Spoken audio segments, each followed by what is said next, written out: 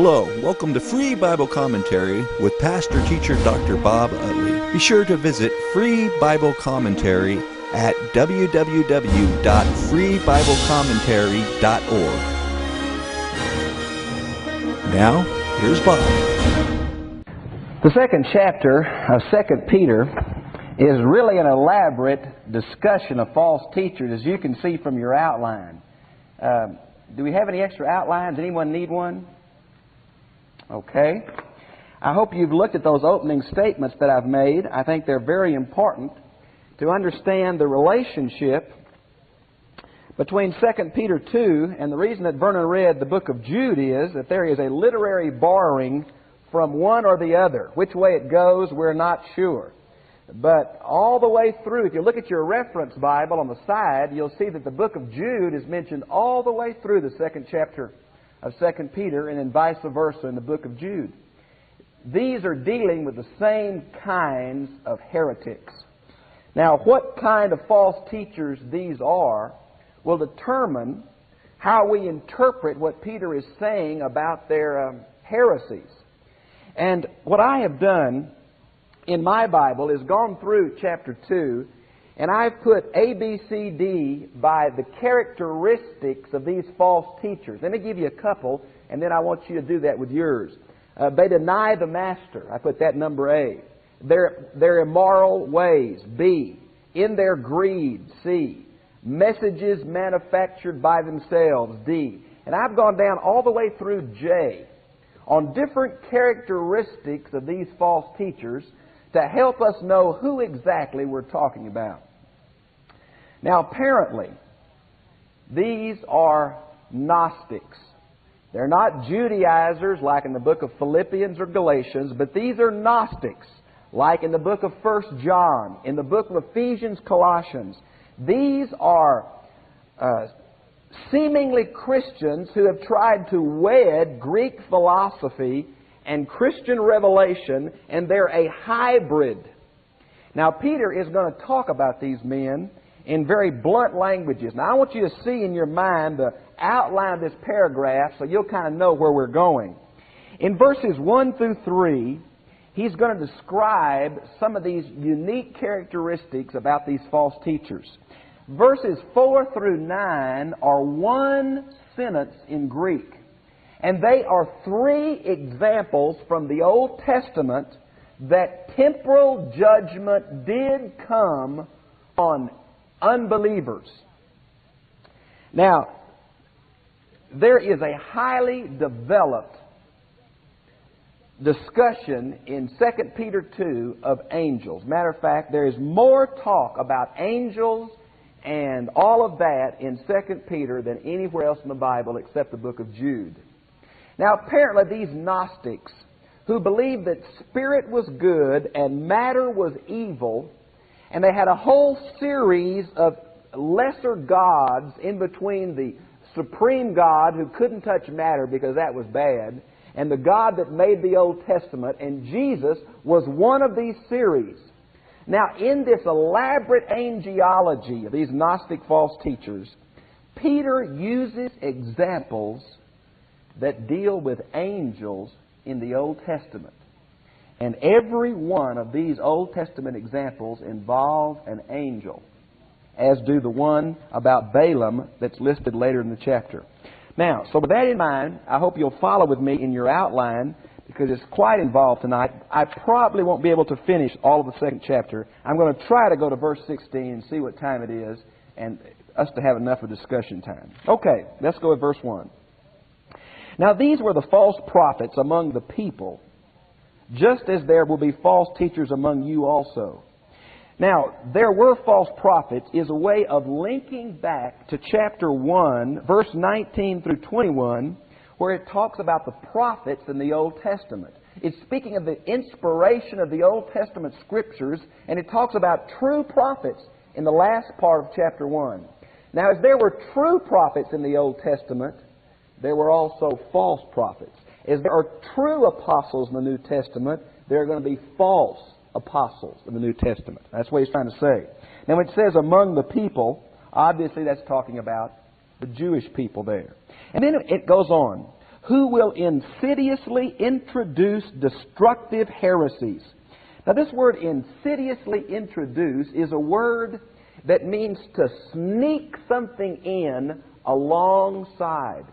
So remember what a heretic is. It's very important. It's not some ugly guy that goes around just hollering all the time. We have a very false concept of heretics. Usually heretics are very polished, very intellectual, very charismatic kind of individuals, strong personalities, and they're very seldom, always completely false. The real problem with heretics are they usually have an element of truth and an element of error. And the hardest thing to do is to deny the error without denying the truth they affirm.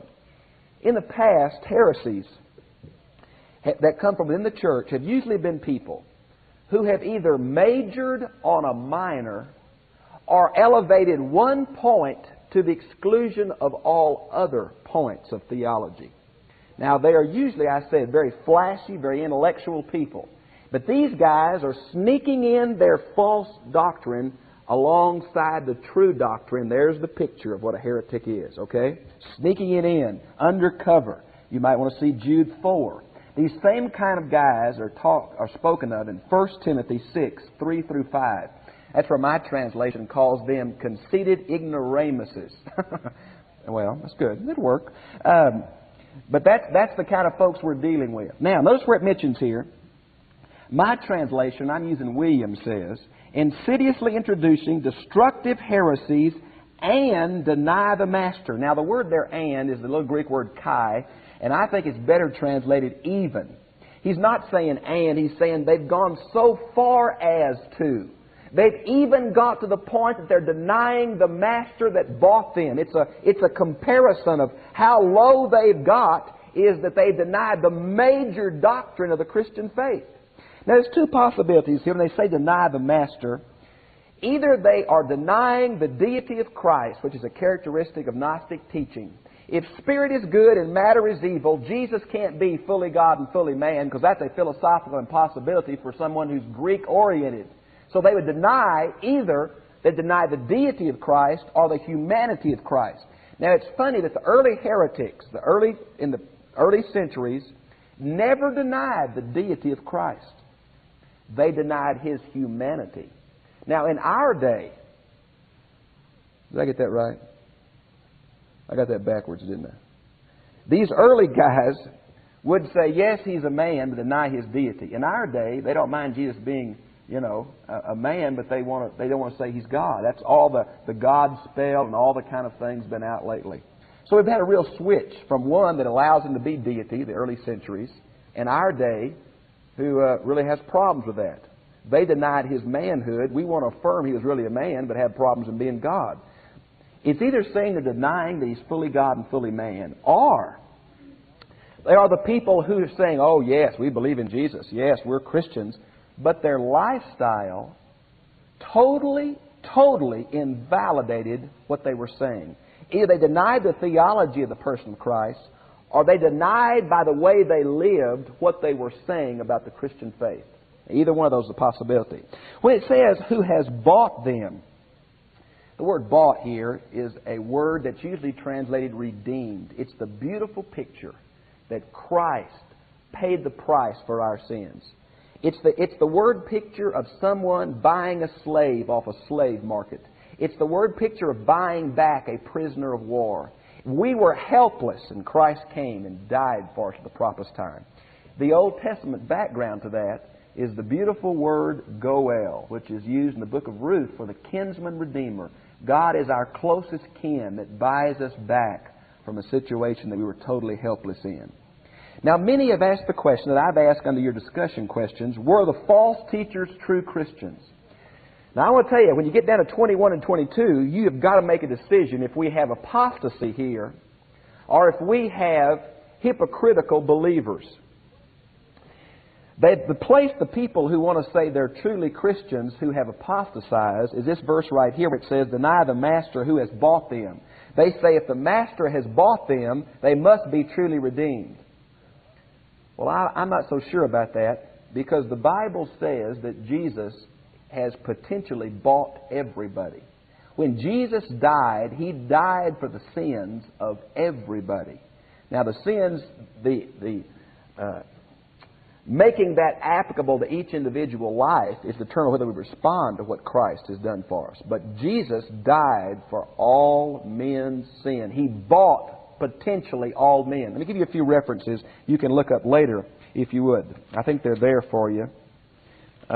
Hebrews chapter 2, verse 9. Let me find the other ones. Yeah, they're under number 7 on your word study. Hebrews 2:9, 1 John 2:2, 1 Timothy 2:6. Those are all passages that say that Jesus died for all men. And so I don't want to make these guys Christians is what I don't want to do, because I have real problems with them being Christians. And so I don't want to assume that because it says Jesus bought them that they're full-blown true believers. I think they kind of like 1 John where it says 2:2. They went out from us because they were not of us. Now these guys talked the talk of a Christian. These guys were in the Christian fellowship. These guys had the sheepskin look. But I think underneath they were false, ravenous wolves and never were true believers. Okay. Now, notice where it mentions, thus bringing themselves swift destruction. We're not talking about eschatological judgment, end-time judgment. We're talking about judgment in time, as all these examples from the Old Testament will tell us. God not only judges on the last day, the great white throne, Matthew 25, but God is also actively involved in our world in judgment. Now, I'm not saying that simply sins will find you out, because that's true. Sin always runs its course in our world. Even when it's forgiven, it always has consequences and ramification and scars. But I'm saying this is not simply the temporal results of sin. This is a decisive act of God in history, in time, on a group of people. Okay? Now, in verse 2, many people will follow after their immoral ways. Now, notice the number of times in this chapter that their being immoral is talked about. That's why I personally believe they are antinomian Gnostics, against the law. They are ones who would say, we're saved by grace, let's just live it up. As sin abounds, grace does much more abound. That's these guys. These are the live it up. The body's bad, just do anything the body wants. If it feels good, do it. That's these guys. They were cutting off life from theology, life from profession. They made a distinction. And of course you can't do it. But it's mentioned here in verse 2, verse 10, verse 14, verse 18, that these are immoral, lascivious, loose livers. Now, notice it mentions, because of them, the true way will be abused.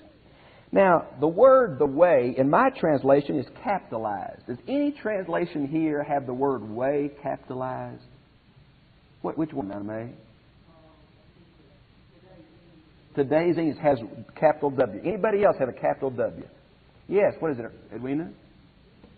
The Good News has it capital. This is Williams. It has it capital. You see, the early church was not called Christians. That didn't come till later in Antioch of Syria. The early title for Christian movement was called the Way. You might want to see Acts 24:14. And so here I think it's saying they're slandering Christian faith. You see, pagans thought that the Christians were immoral because they had these love feasts. They talked about loving one another. And so the pagans thought they were very immoral. Well, these false teachers were living such ungodly, sexually immoral lives that they were confirming the false views of the pagans about the church. And so the church was being impugned in its totality by the way these guys were living. The way will be abused. Now, in verse 3 it says, in their greed they will exploit you. Now, I like King James translation here. It says, they will make merchandise of you. These false teachers were treating people as things to be manipulated for their monetary or material goods. Now, that's something that the Bible talks about quite often because it was a problem in the early church. Let me give you a few of the references where Paul struggled with that, and also the Old Testament. Micah chapter 3, verse 11 talks about preaching or teaching for things. 1 Timothy 6:5, Titus 1:11. there were many people going around teaching and preaching for what was in it monetarily. And that's why Paul said, I don't take money. I work all day making tents so I can preach at night. It really bothered him. And he was very sensitive to that charge. But these guys were doing that. Now, let's see. Notice where it says, you with the message manufactured by themselves. Now, this is where I would put 1 Timothy 6, 3 through 5. And I want to turn back quickly to that because I think it's a classic passage of nice, sweet Paul losing his temper. Notice where he says to these guys, if anyone teaches different doctrines and refuses to agree with the wholesome message of our Lord Jesus Christ, the teaching that is in accordance with true religion, he is a conceited ignoramus, with morbid appetite for discussions and controversies, which lead to envy, quarreling, abuse, base suspicions, and perpetual friction between people who are of deprived mind and deprived of truth, who imagine that religion is only a means of gain. Well, that's not the same group, doesn't it?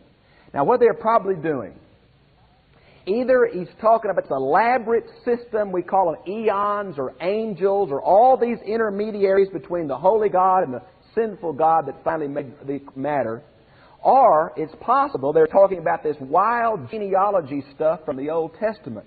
But that seems to fit better for the Judaizers and not these false teachers. But they were making this stuff up out of their heads. Now you've eaten Mexican food too late and had a bad dream. And that's one thing, but to start saying that's what God told you is quite another. Now, these guys were having bad dreams and then preaching them as truth, you know. And they had all this stuff made up, elaborate stuff.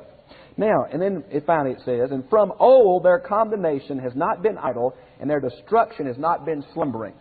Now, Peter says God's going to get them, He's going to get them in time for what they're doing because they're bringing reproach on the church. And I will say to you, I think Christians that bring reproach on the church, that God will take out of the world early. I think Jude backs that up in 2 Peter here. And that's what God's doing with these false teachers. Now, 4 through 9, one sentence. Oh my goodness. Now yours is probably broken up because that gets too long. 3 examples.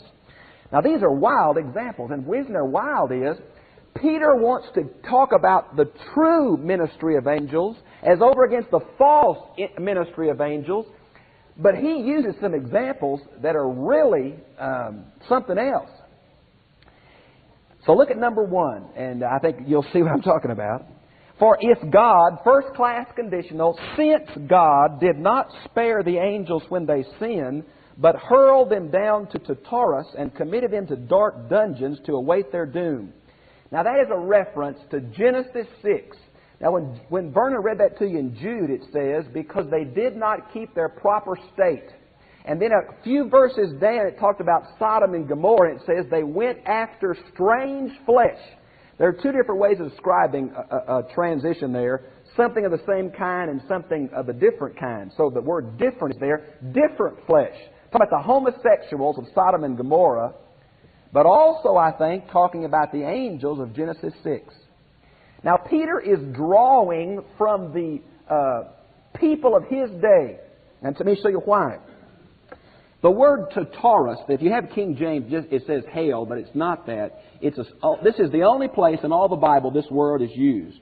It is a Greek word that comes from Greek mythology. Tartarus is the lowest part of hell that in Greek mythology is reserved for the giants that sinned against Zeus, the Titans, the half-gods, half-men. Now, you know, somebody asked me a question one time, and I have thought about it. I think maybe it's true. Somebody said, is it possible that some of the pagan myths have some kind of true background in history? I mean, is there something true that's been perverted back there? Yes, I think it's quite possible. For in Genesis 6, when it says the sons of God married the daughters of men, every place in the Old Testament that the plural Banim Elohim are used, it always, without any exception, refers to the angels. Now, apparently what happened is angels took women to cohabitate with, and if you'll read Genesis 6, the giants, the Rephidim, the Nephilim, are the results of that. Now, that's wild stuff. My goodness. And we have to deal with that thing in the gospel where Jesus says they're not given in marriage or taken in marriage. They're like the angels. Well, apparently the angels were not meant to change their ranks and to cohabitate with human beings. Now, very interesting. I want to read you just one verse out of Flavius Josephus. This is in the Antiquities of the Jews, Book 1, Chapter 3, Paragraph 1. For many angels of God accompanied with women, and begot sons that proved unjust and despisers of all that was good, on account of the confidence they had in their own strength. For tradition is that these men did not resemble the acts of those whom the Grecians called giants, but Noah was very uneasy at what they did, and being displeased with their conduct, tried to persuade them. And it links Noah with these giants. Now, I read to you a couple of weeks ago when I did 1 Peter 3, the book of 1 Enoch. Now, 1 Enoch was a book that was already written by Peter's day. And apparently it was a book that the early Christians knew about, because it seems to be what Peter is talking about. Now, we have great problems with how in the world can a canonical source quote a non-canonical book. But if you remember when Vernon read the book of Jude, Jude even says he's taken it from Enoch. He says Enoch, the 6th generation from Adam, and that quote right there is from the 10th chapter of 1 Enoch. So, my goodness, what are we doing? Peter is using the things that the people of his day were familiar with to communicate truth. The word Tartarus is not a Hebrew term, it's a Greek term about the gods, half gods and half men that were put into hell. It's exactly what Peter picked for these fallen angels, half men, half women. Now, the book of 1 Enoch, and you haven't probably thought of this because I never heard of it before, the reason it says that God sent the flood. Now, we think that God sent the flood to destroy humanity and start over again. 1 Enoch says that the half angels, half men had got so involved in magic and astrology and idolatry and all kind of occultisms that God destroyed the world to protect Noah. Now, I know all that seems so different from what we've usually interpreted that, but let's see if we can go through here and see what else what it's saying. Matter of fact, ladies, have you ever wondered in the book of 1 Corinthians chapter 11, verse 10, why it says that you are to wear a veil in church? It says that women are to wear a veil because of what? Because of the angels. Could that be something drawing on this idea of Genesis 6, where the angels in the past were tempted to lust the human women? There's no reason but to be there. Why would, there's other places that angels get, I guess, more excited than in church, but why would Paul say women wear a veil because of the angels? Now think about it. I think it's maybe a possible link. These angels that left their proper state in Genesis 6 are not loose today. These are not the demonic. These are not the fallen angels at the evil one's bidding. These angels are kept in chains till judgment. These are not loose. These are not running around. They are in a holding place till judgment day. Okay, there's the first example. My goodness, what an example. Now, if you read King James, it says instead of dark dungeons, it says committed to chains. The word for chain and the word for pit or dungeon are very, very close. Now, chains are mentioned in the book of Jude for these angels in Jude 6.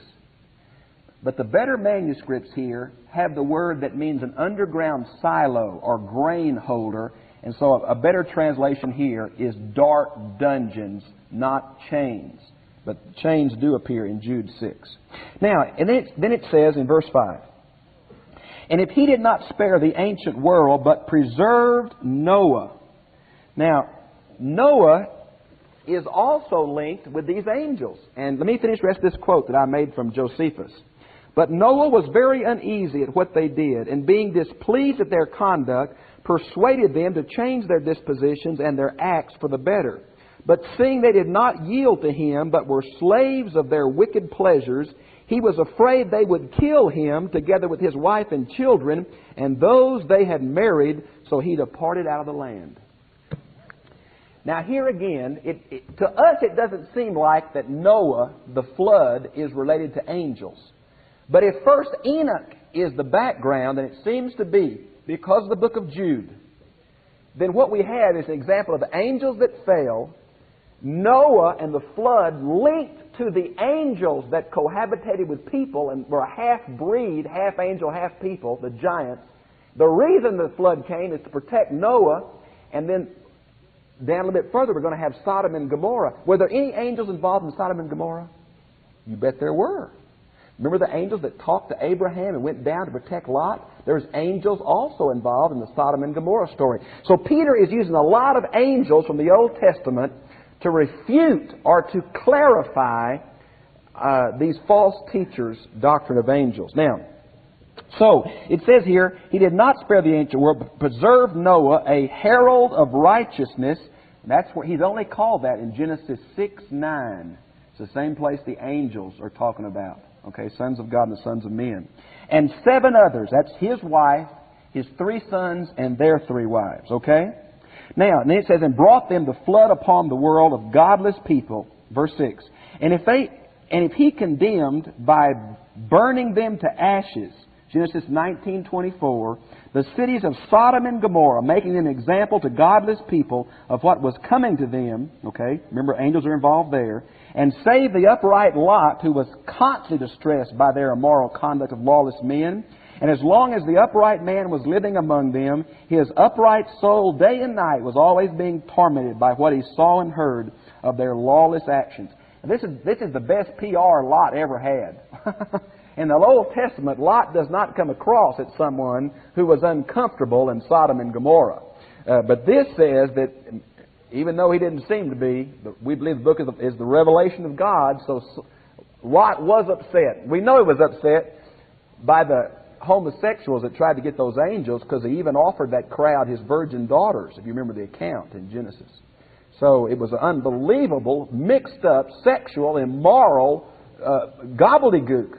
And God did something in their day. He destroyed those cities. Now, verse 9, surely then the Lord knows how to rescue the godly people from trial and to keep wrongdoers under punishment for the day of judgment. Now here, I think, we're talking about the last day, the great day, judgment day. I think some wickedness God allows until judgment day when He will take care of it. Some wickedness we get hurt from because we sin and our lives naturally are affected by that, and we pay the price for it here. But some sin, and it seems here it's dealing with immorality in a grossest kind, God acts in history in judgment. You know the verse that says, be not deceived, God is not mocked. For whatsoever a man sows, that shall he reap. And the truth of the matter is, it's not just in the end. He may reap it right now, if it's serious enough and brings reproach on who God is and what His plan is for man. Now verse 10. Especially those who satisfy their lower nature. Now there again, King James has walking after the flesh. That's a very good translation. It reminds me of Romans 8, verse 4 and following. You can't walk after the flesh and after the Spirit because they're enmity to each other. You can't say you're a Christian but live a life that's geared toward the lower nature, the fallen nature, or just worldly desires. It's impossible for the Spirit and the flesh to have priority in the same person. You can't hold on to God and mammon. That's maybe a good way, another way to put it. Now, notice where it mentions here, by indulging in its evil passions. Now I want to stop for a moment, because I want to affirm the goodness of God's creation. I want to say that the instincts of human beings are good until they're taken out of God-given bounds. We're not saying that sex is bad. We're saying perverted sex is bad. We're not saying material things are bad. We're saying the priority of things is bad. God has given us natural bodily desires. You wouldn't say that eating is a sin unless you stuck 15 cucumbers in your mouth at one time. You know, then it'd get to be a gluttony. So eating is good, but you can overdo it. Right? And most of our body desires are like that. There are God-given channels and bounds in which God has made us in a certain way to fulfill those needs. When it becomes sin is when those God-given desires are taken beyond God-given bounds. So it's not just human desires are not evil. Your body is not evil. That's Greek philosophy.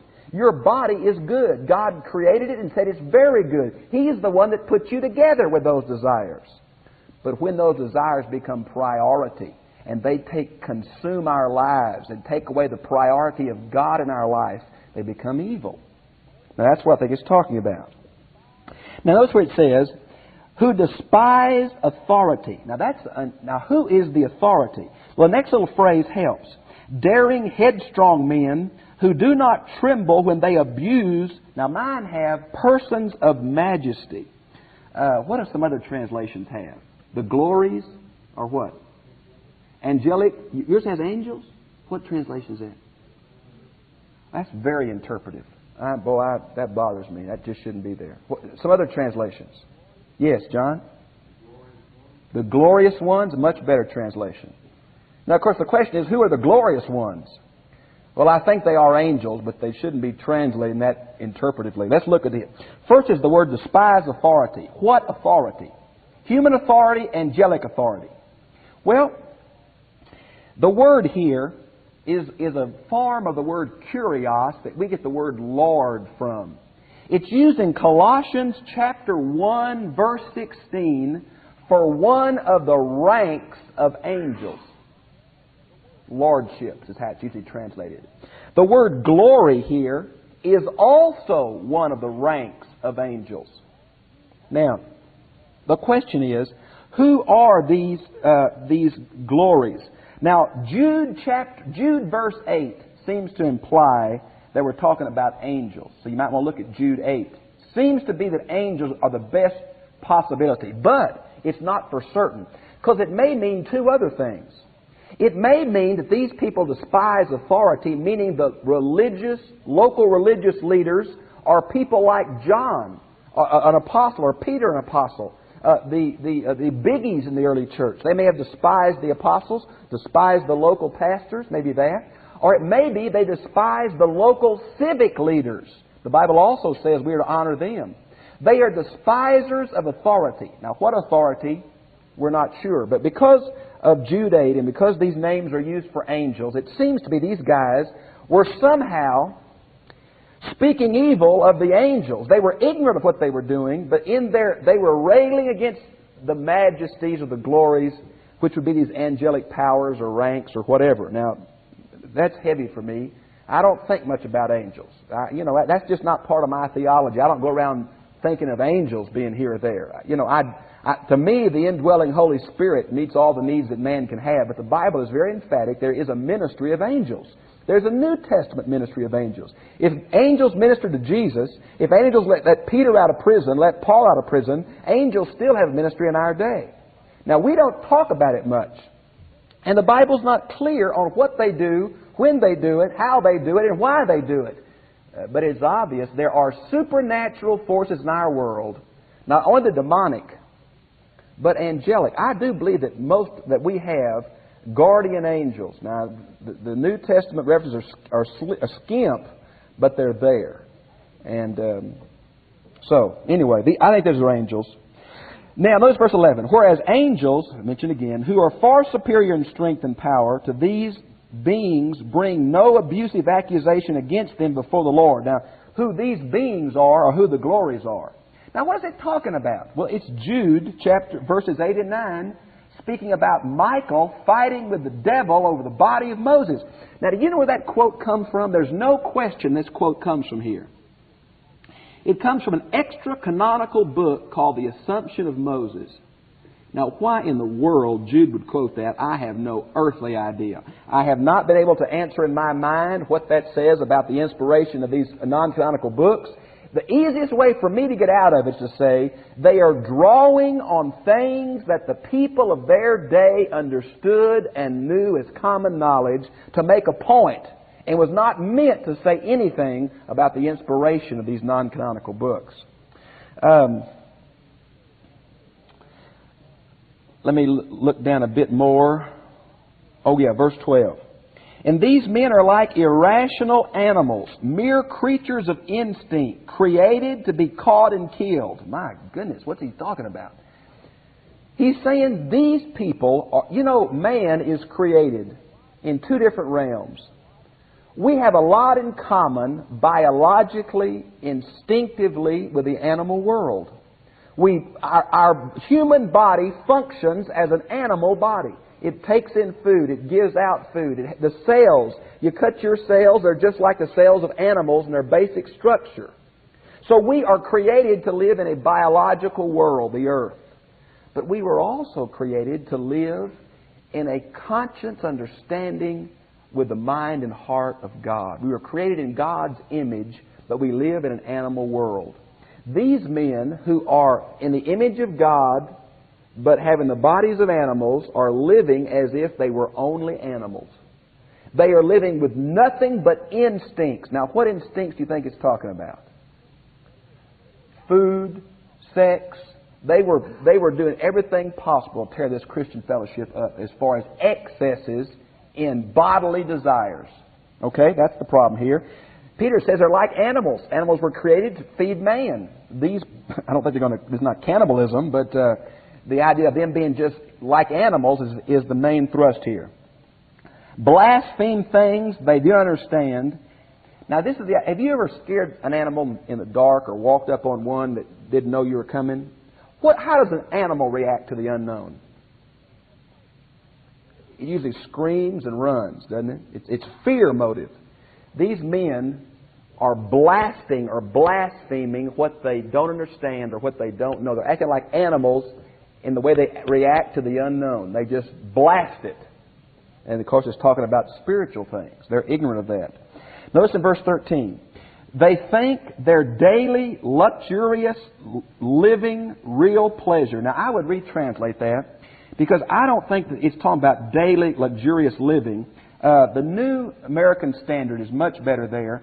They are doing what most people, if they're going to live riotously, do it at night when nobody can see them. I mean, that's when the party boys are out. Okay, it's dark. These guys have got so perverted that they do in the daytime now what most folks would save till nighttime in the dark to do. They do in the wide open daylight and don't care who knows. That's the idea here. Okay, living in super abundant luxury in the daylight. Maybe that'd be a good way to put it. They are spots and blots, deceitfully living in luxurious pleasure while they continue their religious fasting with you. Now this tells me they're in the church. Now the book of Jude, if you look at Jude verse 12, talks about spots, Vernon read, hidden reefs and blotches on your love feast. Now the pagans really misunderstood the Christian use of the word agape, or love. When they said we love one another, the pagans thought they were immoral. And when they said we have a love feast, the pagans thought they were having orgies. Now, the early church really had to watch those false and misjudgment statements. But these guys are coming right into their Lord's suppers. And they are eating wildly, drinking wildly, getting drunk, trying to seduce the church women. You can't imagine how bad this must have been. Now, isn't this exactly what Paul talks about in 1 Corinthians that was happening in that church, where the rich would come and drink all their wine real quick and get drunk, and the poor had nothing to eat, and it was becoming a drunken brawl at the Lord's table. Remember that in 1 Corinthians? This is what's happening here in Peter. These heretics were in the church. They were taking something good and God-given, the Lord's Supper, the communal meal of the saints, and they were just going to excesses, and it had become a community-wide thing. Everybody knew what that was happening, and they was bringing, again, reproach on the church.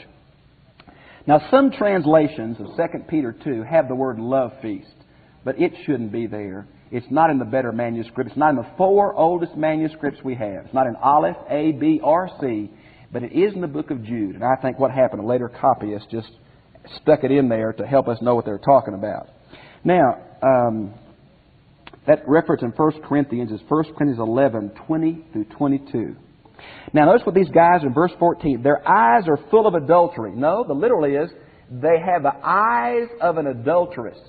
What these guys were, they would see every woman as a sex object and want to know how they could seduce her.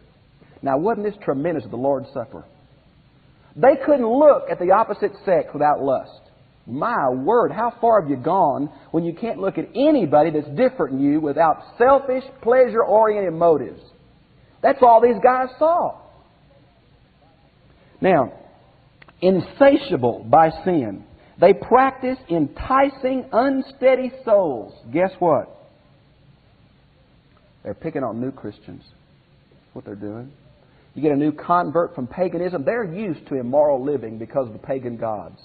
You get them in the church, and here would come these false teachers saying, look, Christianity's great and your soul is saved, but I want to tell you, we can have as much fun in Christianity as you did in paganism. And now, knowing the human mind the way you do, you think many folks were succumbed by this? Sure. You know, a thought here I want to make to you.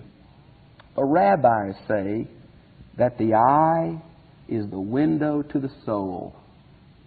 What you let in is what your soul ultimately desires and becomes. Let me put it Old Testament. As a man thinketh in his heart, so is he. Can you imagine people whose only desire in life is immorality, greed? Now, these folks were in the Christian church, and boy, Peter blasted them. Now, I'm going to quit at 16, so don't get too nervous. They have left the straight road and gone astray. Now, in Hebrew, all the words for sin are crooked, missing the mark, deviation from a standard. So Peter is pulling on his Hebrew background to say they are sinners. That's what they've left the straight road. It means they've left the Christian way, the godly way, the biblical way. They have followed the road that Balaam, son of Peor, trod, who fell in love with the prophets of wrongdoing. Now, whether it's greed on Balaam's part or the fact that Balaam caused the whole nation of Israel to sin, I'm not sure. Now, is there an angel involved in the story of Balaam? The angel of the Lord talked through Balaam's donkey. We're still involved in angels here. Okay? Now, whether it was his greed or his making Israel to sin, and guess what he used to make Israel sin? What method? Immorality. Sending the pagan Moab girls down in the camp. Okay, so you can see the kind of trend these false teachers are setting for themselves. But he was reproved of his offense by a dumb animal, spoke with a human voice, and stopped the prophet's madness. That's in Numbers 22. And I'll stop there tonight. I've gone a little bit past time because I want a chance for you to talk to me, and we'll do the rest part of this paragraph next Sunday night. This is strange stuff. This is really weird. I hate to draw from anything but the Bible as far as backgrounds and allusions, but I really think that Peter and Jude are drawing from the culture of their day some things that I feel uncomfortable with, but I think they fit so well in the context that I don't know what else to do with it. Questions or comments? Yes. Yes.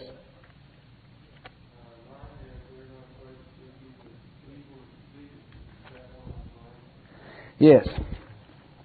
Colossians 1:16 is where it's mentioned.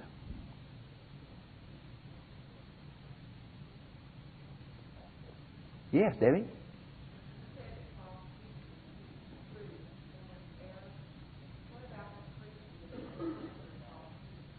Yeah, that's one of the questions I asked on the discussion questions that I tried to skip. Let me put it this way. I believe a man is converted when they come to accept Christ by faith. Okay? But many people get hurt at people in the church or turned off from what happens, and they quit. They're just out there, alone, isolated, true believers, but with no fellowship and no ministry. And along comes a cult leader who sucks them into the movement. Okay? Now, since I don't think they can lose their salvation because it's not dependent on them, I think there are many true Christians in cult groups that have never realized the heresy of their teaching. But now the leaders and propagators of those groups, I can't believe they are children of God when they deny the deity of Christ. Now, I don't want to make a person a heretic because he disagrees with what percentage you ought to give or what day you ought to meet on. I wouldn't call a heretic, you know, the Seventh-day Adventists have a lot more legalism than I understand, but I don't think they're heretics. To me, a heresy that is worthy of the name is someone who denies the humanity or the deity of Jesus Christ, or denies that we're right with God by faith. Now, those would be heresies that I would really call heresy. And usually, they're very, you know, in our day there's some real cult groups around who are very good, quote, civic-minded citizens, good people, but deny the deity of Christ. So yeah, I think there are true Christians in cult groups, but I do not think the leaders and those who understand the theology can be.